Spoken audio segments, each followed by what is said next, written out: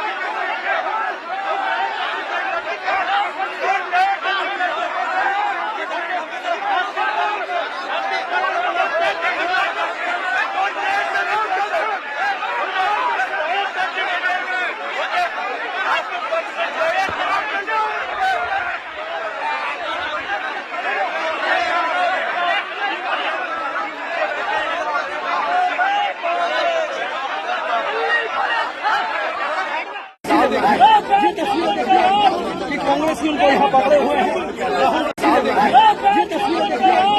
कांग्रेस उनको यहाँ पकड़े हुए हैं। कांग्रेस उनको यहाँ पकड़े हुए हैं।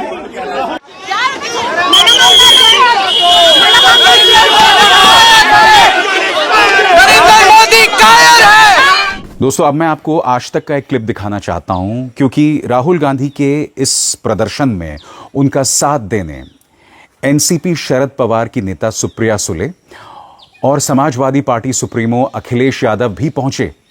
और आज तक की ये क्लिप देखिए, जिसमें आप देखिएगा किस तरह से अखिलेश यादव को मैन हैंडल कर रही है दिल्ली पुलिस। देखा जाए। यादव आए कहाँ है?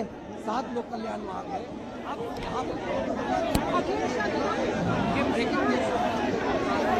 बिल्कुल अखिलेश यादव अंजना आए हुए हैं और अब पुलिस अखिलेश यादव जिस घेरे में है उस घेरे को सर्कल किए हुए हैं। बिल्कुल ऐसा लग रहा है मौसमी की अखिलेश यादव जी बताइए। समाजवादी पार्टी के राष्ट्रीय अध्यक्ष किसी को गिरफ्तार किया गया है, सांसदों को गिरफ्तार किया गया है। पुलिस भाई लेकर कहाँ ले जा रहे हो? पता नहीं हो तो सर बताइए। जहाँ कोई आकर जाता नहीं, आप इधर आइए। नहीं हो जाता। दोस्तों, सरकार का कहना है कि आज तक किसी नेता विपक्ष ने प्रधानमंत्री के घर के सामने धरना नहीं दिया।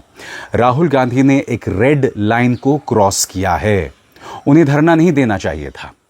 मैं आपको बतलाना चाहता हूं दोस्तों, हिरासत में लिए जाने के बाद वहां पर मौजूद थे राहुल गांधी के करीबी रणदीप सुरजेवाला।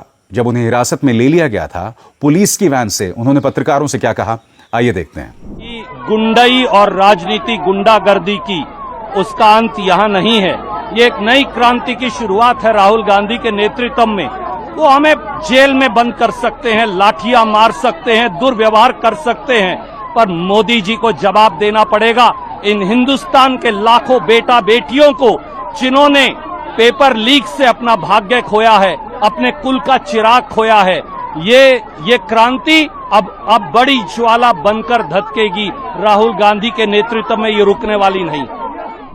मगर मैं आपको बतलाना चाहता हूं दोस्तों, राहुल गांधी को हटाने से पहले वहां जो बहस हुई कांग्रेस के नेताओं और दिल्ली पुलिस में, जाहिर सी बात है पूरी जमीन तैयार हो रही थी राहुल गांधी को हिरासत में लेने की। इससे पहले पार्टी के कई नेता हिरासत में लिए जा चुके थे, मगर मैं चाहता हूं हिरासत में लिए जाने के ठीक पहले किस तरह की बहस पुलिस से हो रही थी, देखा जाए।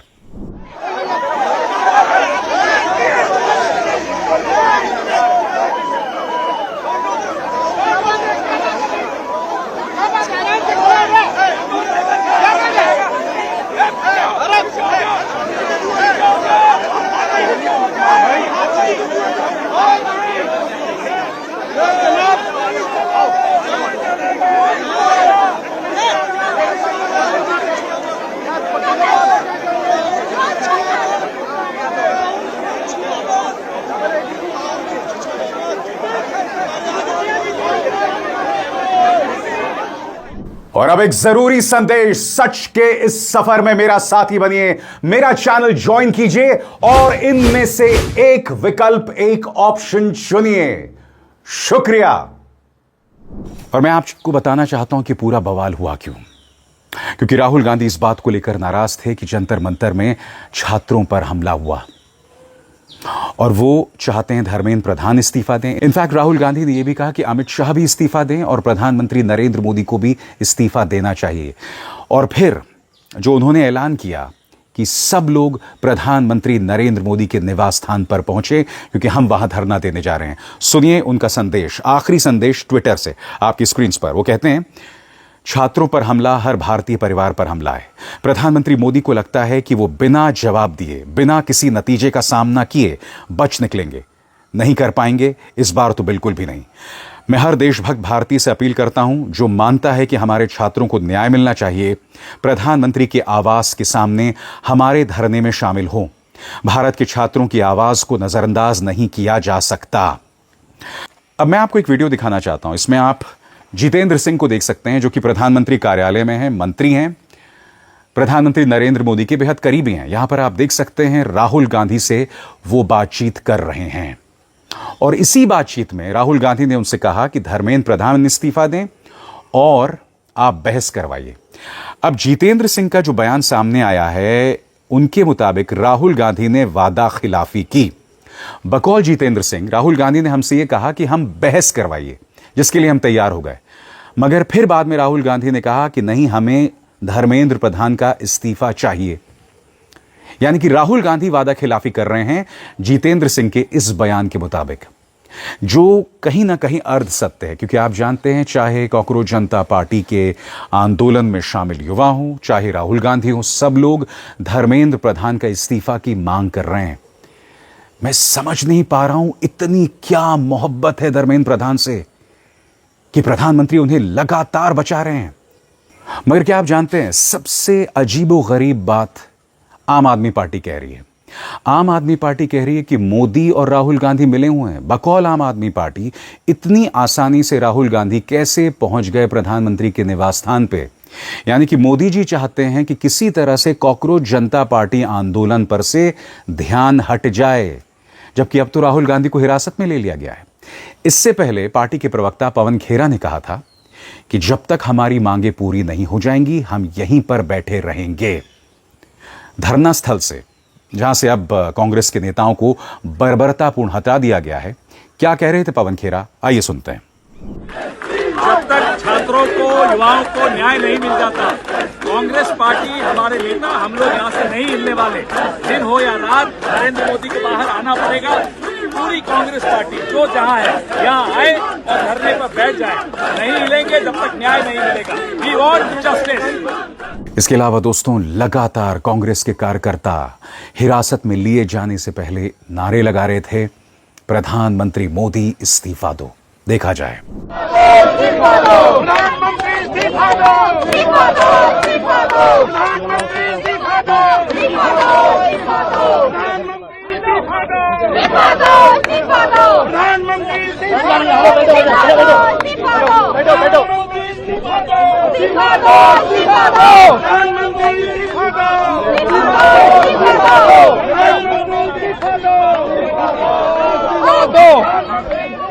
और राहुल गांधी को हिरासत में लिए जाने से पहले पार्टी के कई नेताओं को हिरासत में लिया गया। आइए देखते हैं किस तरह से अलग अलग पार्टी के नेताओं को हिरासत में लिया गया। यहां पर आप देख रहे हैं कि कन्हैया कुमार को किस तरह से दिल्ली पुलिस ने हिरासत में लिया।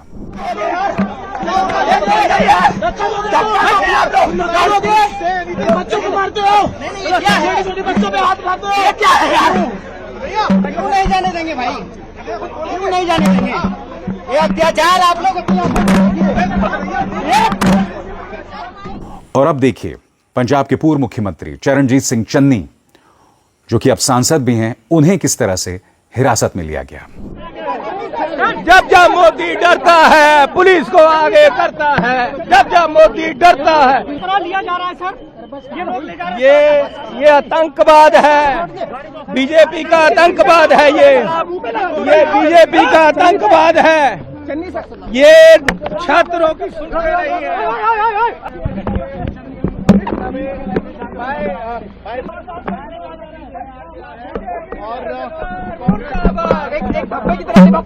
बीजेपी सरकार मुर्दाबाद। की आखिर इस देश की हो रही है, बच्चे कल प्रोटेस्ट कर रहे हैं, आज उसी लोग सड़क उतरे हो। सर ये गुंडागर्दी है। इस बीच दिल्ली की पूर्व मुख्यमंत्री आतिशी इसे भाजपा और कांग्रेस की मिलीभगत बता रही हैं। मुझे लगता है ये गैर जरूरी बयान है। आम आदमी पार्टी सीधे राहुल गांधी पर हमला बोल रहे हैं। इसका मतलब यह हुआ कि आम आदमी पार्टी कहीं ना कहीं कॉकरोच जनता पार्टी के आंदोलन का इस्तेमाल राजनीतिक तौर पर करना चाहती है, क्योंकि राहुल गांधी का भी वही मकसद है, छात्रों की भलाई, और आम आदमी पार्टी भी वही कर रही है। मैं चाहता हूं आप गौर करें आतिशी मरलेना ने क्या बयान दिया आपकी स्क्रीन पर। जो गोदी मीडिया 1 महीने से चल रहे सीजेपी प्रोटेस्ट को 1 मिनट भी टीवी पर नहीं चला रही थी, अब राहुल गांधी के 1 घंटे के प्रोटेस्ट को लाइव चला रही है। इसका मतलब साफ है, राहुल गांधी को टीवी पर दिखाने का निर्देश भाजपा से आया है। गोदी मीडिया ने बीजेपी कांग्रेस की मिलीभगत का राज खोल ही दिया है। मगर मैं एक सवाल पूछना चाहता हूं। अक्सर जब बिल्लियों में लड़ाई होती है तो बंदर रोटी लेकर चले जाता है। अगर इसी तरह से कांग्रेस और आम आदमी पार्टी में लड़ाई होती गई तो असली मुद्दा कहीं पीछे छूट जाएगा, और फायदा किसको होगा वो मुझे आपको बतलाने की जरूरत नहीं है। बहरहाल आज अरविंद केजरीवाल वहां पर पहुंचे और जैसे कि आप इन तस्वीरों में देख सकते हैं, वो छात्रों के साथ मौजूद थे जो आंदोलन कर रहे थे, और मंच से उन्होंने प्रधानमंत्री मोदी को आतंकवादी तक बताया। सुनिए उन्होंने क्या कहा। ये जितने बच्चे हैं, मोदी जी कहते हैं ये आतंकवादी हैं। मैं मोदी जी को कहना चाहता हूं, सबसे बड़ा आतंकवादी मोदी है।